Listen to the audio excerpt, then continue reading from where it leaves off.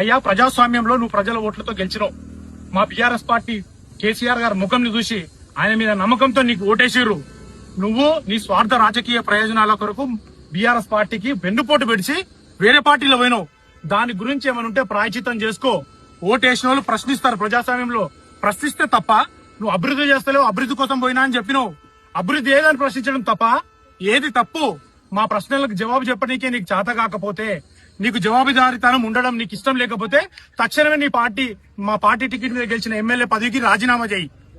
నీకు దమ్ము ధైర్యం ఉంటే మళ్ళీ కాంగ్రెస్ పార్టీ టికెట్ మీద నిలబడి గెలువు.